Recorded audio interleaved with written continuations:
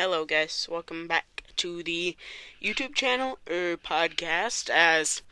I did take a little bit of a break, mainly because the fantasy football season was starting, so I kind of drifted off in that format. But so the whole reason I didn't do some starts and sits in week 1 like I'm gonna do right now for week 2 was because week 1 is just such a question that it is something that really isn't known. You can't really get an accurate measure on who's going to be good week 1 and what their usage will be. So that is the whole reason I did not do a YouTube video or podcast in for week 1 starts and sits, but I am going to do it for week 2 right now.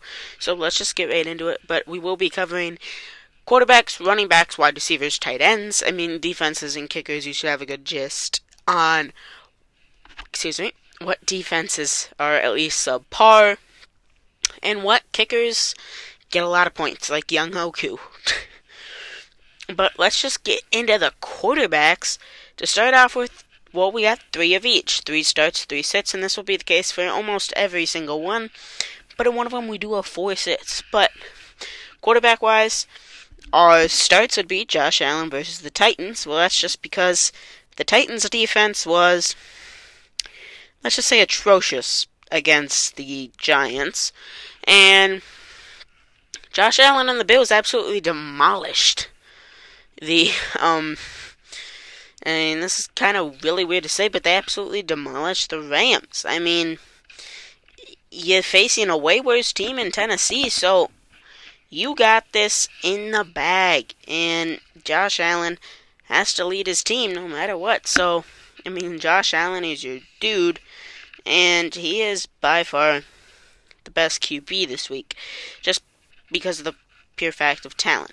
But also, let's get into the fact that Russell Wilson also plays the Texans, which, he did play Seattle last week, but Seattle is his former team, and historically, not a lot of players have done well against their former team. So, we'll let that one slide. But he doesn't really have an excuse now. The Texans did, to be fair, shut down Matty Ice. But Matty Ice is not the best fantasy quarterback, so Russ just has that rushing upside, and I'm sure he'll use that to his abilities in week 2. And then my third QB to start would be Kyler Murray versus the Raiders, because, Kyler Murray is a runner, and he played the Chiefs last week. That wasn't the best outing for the team, but the Raiders are not that good of a defense, especially with trading away Trayvon Mullen. I get that they have a pass rush, but Murray has legs, so I could see Murray getting sacked a decent bit, but Murray's weapons just should get open. My sits are kind of weak. It's just kind of what you would expect, but I won't go over the sits too much, just because of the fact that I'm sure you guys just want to know who to start. But Marcus Mariota versus the Rams. It's just that the Rams are, in general, a pretty good defense, and Marcus Mariota is a below-average quarterback, so that normally does not lead to success. Yes, he has that rushing touchdown upside, but a lot of QBs do, and I'm just not really looking at Marcus Mariota as a true number 1 QB option, unless you're in like a 32-team league, which I'm in a couple of those, but kind of got to be crazy to get into these 32-person leagues. And then you got Ryan Tannehill versus the Bills. Well, the Bills demolished Matthew Stafford, and Ryan Tannehill is a way worse quarterback than Matthew Stafford, so I think that's pretty self-explained that Ryan Tannehill will suck against the Bills.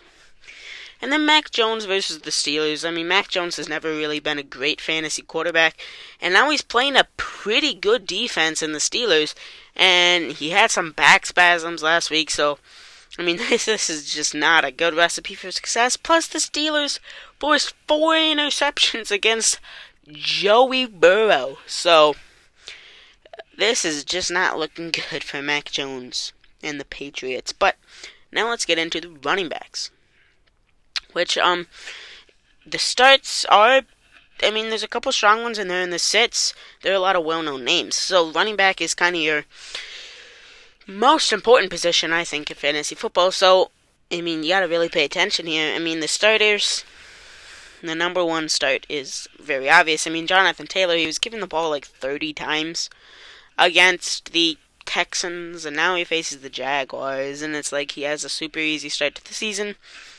And the Jaguars were not the best run defending team last week because Antonio Gibson kind of ran all over him.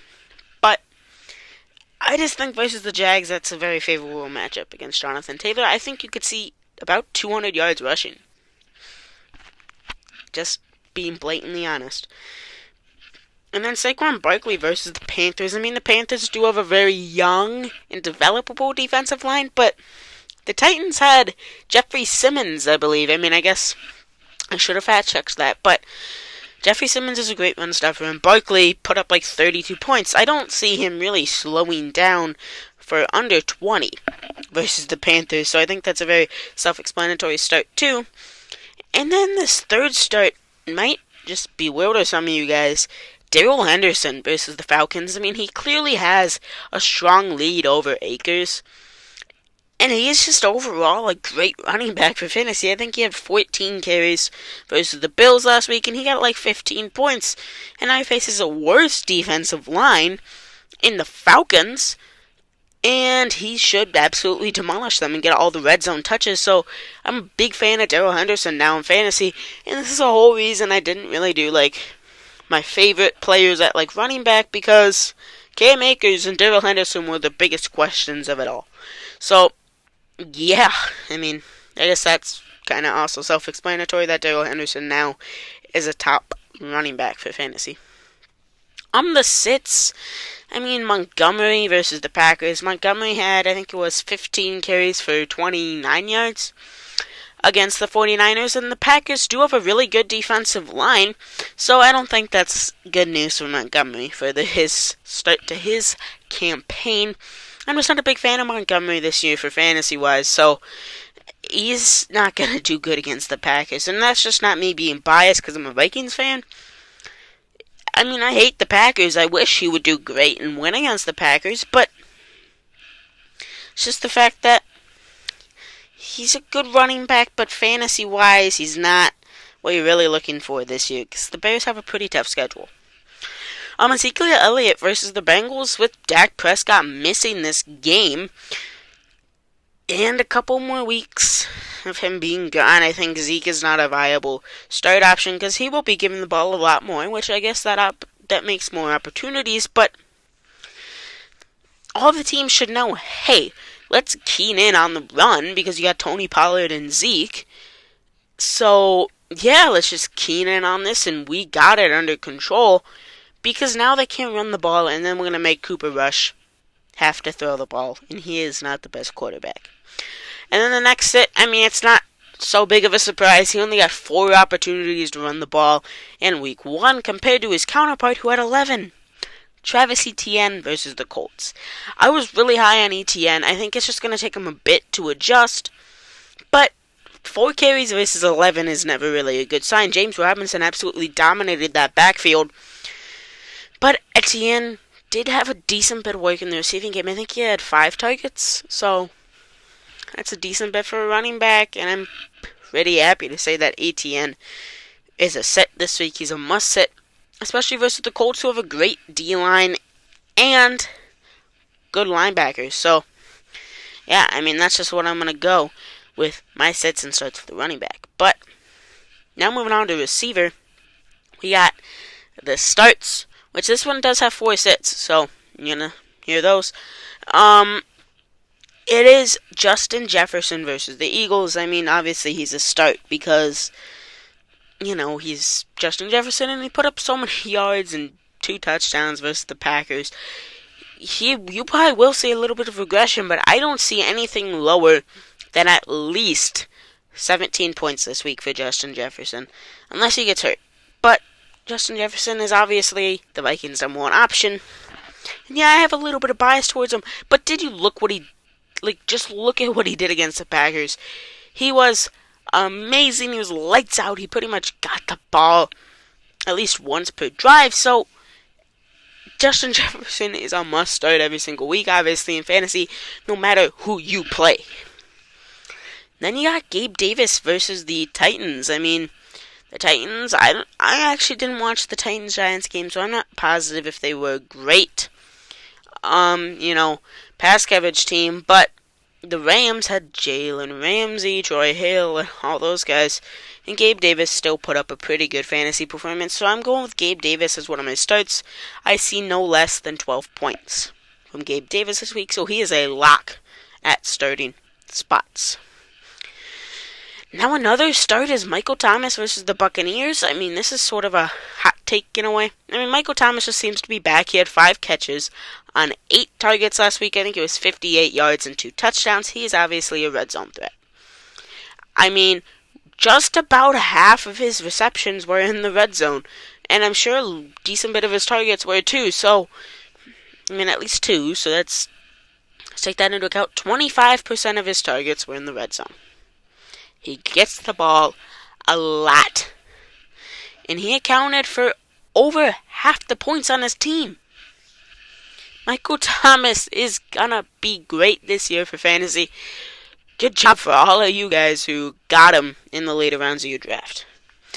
The sits are CeeDee Lamb versus the Bengals. I mean, the Bengals are not the best pass coverage team, but CeeDee Lamb is gonna get forced the ball. I mean, maybe you like that, but Cooper Rush is not that great of a quarterback. I don't see CeeDee Lamb having a huge output, at least for the next couple of weeks in fantasy. Christian Kirk versus the Colts. Well, I mean, he had a pretty good outing in week 1. I think it was like 111 yards. But now he's going to match up against either Stephon Gilmore or Kenny Moore. And I think that's pretty self-explanatory. I mean, Kenny Moore is a top 5 slot corner. And Stephon Gilmore, yeah, he's not in his prime 2019 Defensive Player of the Year, but he is still good. The Colts paid him like a 2-year, $40 million contract. He's going to live up to that. And Christian Kirk, I think, is just going to get shut down this week for fantasy football. Drake London versus the Rams is my third one. He's probably going to get covered by Jalen Ramsey. And Ramsey has definitely fallen off, but I still put him at my number 1 just because of overall. He's a good corner, but Drake London, I really like him for fantasy. It's just the fact that the Rams defense takes advantage of rookie wide receivers is the most I could probably say, but London did good in week 1 for fantasy, but he is not my guy this week versus the Rams. And Darnell Mooney versus the Packers. I mean, I don't have that on there, but Darnell Mooney is facing the Packers. Let's face it, either Rasul Douglas, Eric Stokes, or Jair Alexander will be on him. And, I mean, just take that into account. Jair Alexander was against Adam Thielen last week. That didn't go too well for Adam Thielen, I'm just going to be completely honest. But Mooney is the number 1 there. There really isn't a true number 2 in Chicago. I think Jair is going to be on Mooney or Stokes. So, I mean, Stokes and Alexander are pretty good corners. So, I'm just not for Darnell Mooney this week either. Now to the fourth and final position for this sits and starts. For tight ends, we're starting Dalton Schultz versus the Bengals. That is going to be a lot of vacated just opportunities out to the wide receivers because Cooper Rush is gonna probably be under pressure a lot. And what's the security blanket for quarterbacks? Their tight end. Dalton Schultz is the answer for this week in fantasy at the tight end spot. Pat Freiermuth versus the Patriots. He had, I think it was just about 10 targets against the Bengals last week. The Patriots do not have the greatest defense in general anymore, so big boy Pat should just be great. I mean, I think he had like 10 points last week in fantasy. I don't see him getting anything lower than that. And then you go TJ Hawkinson versus the Commanders. Well, Evan Ingram caught all 4 of his targets last week against the Commanders, so I mean, Hawkinson is just a better tight end. He'll at least get 6 catches. I'm banking on against the Commanders, and that's already 3 points. Plus, you probably got to average in 8 yards per catch, so 8 times 6 would be, well, let me just do some quick math here. It would be 48. So you add an extra 4.8 points, which is 7.8. And I think you got to throw in one bigger catch. So make that 7 catches, which adds another half point, which makes it 8.3 for 20 yards. I'm guessing at minimum 10.3 points. That is some math for you, even though you probably didn't want that. And then the sits would be Kyle Pitts versus the Rams. Again, that's just because of the good defense. Evan Ingram versus the Colts. Well, Evan Ingram caught all 4 targets, which maybe means the drop issues are gone, but I highly doubt that. And the Colts are a good defense. I mean, that is just flat out. A lot of these tight ends I actually like for fantasy. It's just that they're facing really good defenses this week. And then you got Cole Kmet versus the Packers. He had a total of 1 target, but he didn't catch it. Cole Kmet is just not a good fantasy tight end.